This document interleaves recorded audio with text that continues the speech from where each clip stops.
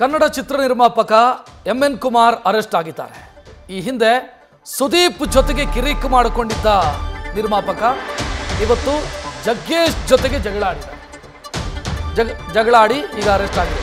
1.25 ಕೋಟಿ ಹಣದ ಪ್ರಕರಣ ಸಂಬಂಧ ಕುಮಾರ್ ಲಾಕ್ ಆಗಿರೋದು. ತಡರಾತ್ರಿ 2 ಗಂಟೆಗೆ ಹಾಸನದಲ್ಲಿ ನಿರ್ಮಾಪಕನನ್ನು ಅರೆಸ್ಟ್ ಮಾಡಲಾಗಿದೆ. ಪೊಲೀಸರು ಎಂ.ಎನ್. ಕುಮಾರ್ನ ಮೆಡಿಕಲ್ ಚೆಕಪ್ಗೆ ಒಳಪಡಿಸಿದ್ದಾರೆ. ಮಾಣಿಕ್ಯ ಮತ್ತು ಅಂಜನಿ ಪುತ್ರ ಸಿನಿಮಾದ ನಿರ್ಮಾಪಕ ಸದ್ಯ ಅರೆಸ್ಟ್ ಆಗಿರೋದು.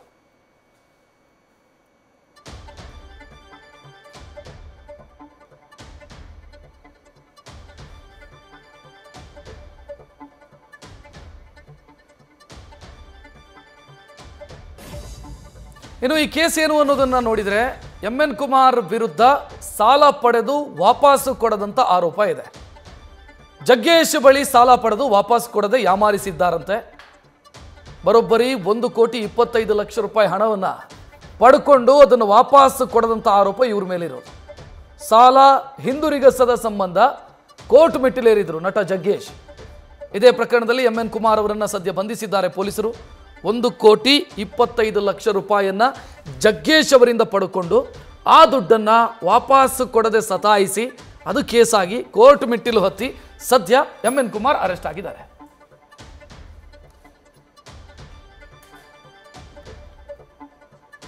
ಹೆಚ್ಚಿನ ಡೀಟೇಲ್ ನೀಡೋದಕ್ಕೆ ನಮ್ಮ ಪ್ರತಿನಿಧಿ ಚಂದ್ರಶೇಖರ್ ನೇರ ಸಂಪರ್ಕದಲ್ಲಿ.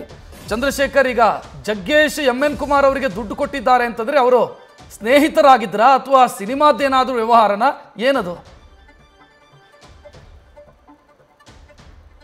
ಖಂಡಿತವಾಗಿಯೂ ರಕ್ಷತ್, ಏನು ಈ ಹಿಂದೆ ಮಾಣಿಕ್ಯ ಅನ್ನುವಂತಹ ಚಿತ್ರ ನಿರ್ಮಾಪಕರಾಗಿದ್ದಂತಹ ಎಂ.ಎನ್. ಕುಮಾರ್ ಅವರಿಗೆ ಸಾಕಷ್ಟು ಅಂದರೆ ಈ ಸಿನಿಮಾ ವಿಚಾರಕ್ಕೆ ಸಂಬಂಧಪಟ್ಟಂತೆ ಸಾಕಷ್ಟು ಸಾಲವನ್ನು ಜಗ್ಗೇಶ್ ಅನ್ನೋರು ಕೊಟ್ಟಿರ್ತಾರೆ. ಈ ಒಂದು ಸಾಲದ ವಿಚಾರವಾಗಿ ಸಾಕಷ್ಟು ಹಿರಿಯ ನಟರ ಒಂದು ಸಮ್ಮುಖದಲ್ಲಿ ಸಂಧಾನ ಕೂಡ ನಡೆದಿರುತ್ತೆ. ಆದರೆ ಇವತ್ತು ನಾಳೆ ಅನ್ನುವಂತಹ ಮಾತುಗಳನ್ನು ಹೇಳ್ತಾ ಎಲ್ಲೊಂದು ಕಡೆ ಸಬೂಬನ್ನು ಹೇಳ್ಕೊಂಡು ಬರ್ತಾ ಇರ್ತಾರೆ. ಹೀಗಾಗಿ ಎಲ್ಲೊಂದು ಕಡೆ ಈ ಹಿಂದೆ ಕೂಡ ಎಂ.ಎನ್. ಕುಮಾರ್ ಅವ್ರದ್ದು ಸಾಕಷ್ಟು ಕಾಂಟ್ರವರ್ಸಿ ಆಗಿತ್ತು. ಏನು ಸುದೀಪ್ ಅವರ ವಿರುದ್ಧ ಏನು ಕಾಲ್ ಶೀಟ್ ಇದ್ರೂ ಸಹ ನನಗೆ ಸಿನಿಮಾ ಮಾಡಿಕೊಡ್ತಾ ಇಲ್ಲ, ಸಾಕಷ್ಟು ದಿನಗಳಿಂದ ನನಗೆ ಆಟಾಡಿಸ್ತಾ ಇದ್ದಾರೆ ಅನ್ನುವಂತಹ ಒಂದು ಅಂದರೆ ಮಾಹಿತಿಯನ್ನು ಕೊಟ್ಟಿದ್ರು. ಜೊತೆಗೆ ಒಂದು ಮಾಧ್ಯಮ ಪತ್ರಿಕಾಗೋಷ್ಠಿಯನ್ನು ಕೂಡ ಮಾಡಿದ್ರು. ಈ ಹಿನ್ನೆಲೆಯಲ್ಲಿ ಎಲ್ಲೊಂದು ಕಡೆ ಸುದೀಪ್ ಅವರು ಇವರ ವಿರುದ್ಧ ಮಾನನಷ್ಟ ಮೊಕದ್ದಮೆಯನ್ನು ಕೂಡ ಹಾಕಿದ್ರು. ಇದಾದ ನಂತರ ಚೆಕ್ ಬೌನ್ಸ್ ಕೇಸ್ ಕೂಡ ಅವರ ವಿರುದ್ಧ ದಾಖಲಾಗಿತ್ತು. ಅಂದರೆ 4th ACMM ಕೋರ್ಟ್ ಮೊರೆಯನ್ನು ಹೋಗಿದ್ರು ಜಗ್ಗೇಶ್ ಅನ್ನುವಂಥವ್ರು. ಹೀಗಾಗಿ ಎಲ್ಲೊಂದು ಕಡೆ 4th ACMM ಈಗ ಸದ್ಯಕ್ಕೆ ಕನ್ವಿಕ್ಷನ್ ಹಂತದಲ್ಲಿ ಟ್ರಯಲ್ ನಡೀತಾ ಇದೆ. ಹೀಗಾಗಿ ಅವರನ್ನ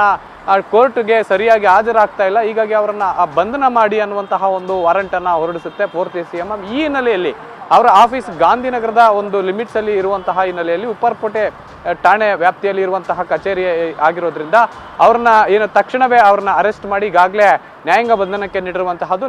ನೆಕ್ಸ್ಟ್ ಕೋರ್ಟ್ ಏನು ಪ್ರೊಸೀಜರ್ ನಡೆಯುತ್ತೆ, ಆ ಒಂದು ಪ್ರೊಸೀಜರ್ ನಡಿಬೇಕಾದ್ರೆ ಅವ್ರನ್ನ ಕೋರ್ಟಲ್ಲಿ ಹಾಜರುಪಡಿಸಿ ಮುಂದಿನ ಕ್ರಮಕ್ಕೆ ಕೋರ್ಟ್ ನಿರ್ಧಾರ ತೆಗೆದುಕೊಳ್ಳಲಿದೆ. ರಕ್ಷತ್, ಥ್ಯಾಂಕ್ ಯು ಚಂದ್ರಶೇಖರ್ ಮಾಹಿತಿಗೆ.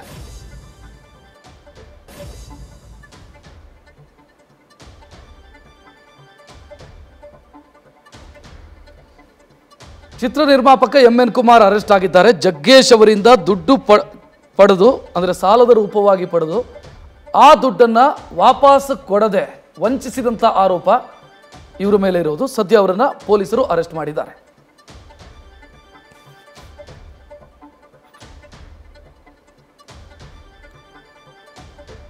ಇನ್ನು ಈ ಪ್ರೊಡ್ಯೂಸರ್ ಎಂ.ಎನ್. ಕುಮಾರ್ ಏನಿದ್ದಾರೆ, ಇವರು ಈ ಹಿಂದೆ ಸುದೀಪ್ ಅವ್ರ ಜೊತೆಗೂ ಕೂಡ ಕಿರಿಕ್ ಮಾಡ್ಕೊಂಡಿದ್ರು. ಆ ಡೀಟೇಲ್ ಅನ್ನ ನೋಡೋಣ. ಏನ್ ಕಿರಿಕ್ ಆಗಿತ್ತು, ಸುದೀಪ್ ಅವ್ರ ಜೊತೆಗೆ ಏನ್ ಸಮಸ್ಯೆ ಆಗಿತ್ತು? ಎಸ್, ಈ ಹಿಂದೆ ಸುದೀಪ್ ಅವ್ರ ಜೊತೆಗೂ ಕೂಡ ಇದೇ ರೀತಿ ಹಣದ ವಿಚಾರಕ್ಕೆ ಸಂಬಂಧಿಸಿದಂತೆ ಕಿರಿಕ್ ಆಗಿತ್ತು ಅನ್ನುವಂಥ ಮಾಹಿತಿ.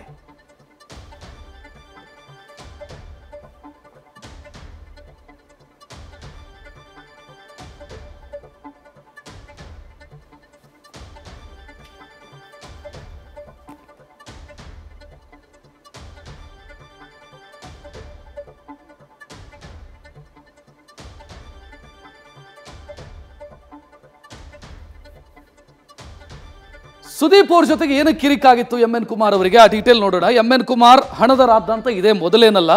ರನ್ನ, ಮಾಣಿಕ್ಯ, ಮುಕುಂದ ಮುರಾರಿ ಸಿನಿಮಾಗಳನ್ನು ಇವರು ನಿರ್ಮಾಣ ಮಾಡಿದಂಥವ್ರು. ಕಿಚ್ಚ ಸುದೀಪ್ ಜೊತೆಗೂ ಕೂಡ ಈ ಹಿಂದೆ ಇವರು ಕಿರಿಕ್ ಮಾಡ್ಕೊಂಡಿದ್ರು. ಮೊದಲಿಗೆ ಅನ್ಯೋನ್ಯತೆ ಇತ್ತು ಇಬ್ಬರ ಮಧ್ಯೆ, ನಂತರ ಇಬ್ಬರ ನಡುವೆ ಮನಸ್ತಾಪ ಆಗಿತ್ತು. ಸುದೀಪ್ ವಿರುದ್ಧವೂ ಕೂಡ MN ಕುಮಾರ್ ಆರೋಪವನ್ನು ಮಾಡಿದರು. ಕಾಲ್ ಶೀಟ್ ನೀಡಿ 8 ವರ್ಷ ಆಯಿತು, ಸಿನಿಮಾ ಮಾಡಿಕೊಡ್ತಿಲ್ಲ ಅನ್ನೋ ಆರೋಪವನ್ನು ಮಾಡಿದರು. ಅಡ್ವಾನ್ಸ್ ಪಡೆದು ಸಿನಿಮಾ ಮಾಡಿಕೊಟ್ಟಿಲ್ಲ ಅನ್ನೋ ಆರೋಪವನ್ನು ಸುದೀಪ್ ಅವರ ವಿರುದ್ಧ ಮಾಡಿದರು. ಪ್ರತಿಭಟನೆ ಭಾರಿ ಹಂಗಾಮಕ್ಕೂ ಕೂಡ ಈ ಆರೋಪ ಕಾರಣ ಆಗಿತ್ತು. ರವಿಚಂದ್ರನ್ ಶಿವಣ್ಣ ಸಮ್ಮುಖದಲ್ಲಿ ಸಂಧಾನ ಸಭೆಯಾಗಿತ್ತು, ಆದರೆ ಆ ಸಂಧಾನ ಸಭೆಯೂ ಕೂಡ ವಿಫಲ ಆಗಿತ್ತು. MN ಕುಮಾರ್ ವಿರುದ್ಧ ಅನಂತರ ಸುದೀಪ್ ಕೋರ್ಟ್ ಮೆಟ್ಟಿಲೇರಿದ್ರು. ಮಾನನಷ್ಟ ಮೊಕದ್ದಮೆ ಹಾಕ್ತೀನಿ, ಡಿಫಮೇಷನ್ ಕೇಸ್ ಹಾಕ್ತೀನಿ ಅಂತ ಹೇಳಿದ ನಂತರ MN ಕುಮಾರ್ ಸುದೀಪ್ ವಿಚಾರದಲ್ಲಿ ಸೈಲೆಂಟ್ ಆಗಿದ್ರು. ನ್ಯೂಸ್ ಫಸ್ಟ್ ನಿರ್ಭೀತಿಯಿಂದ ನಿಮ್ಮ ಪರವಾಗಿ.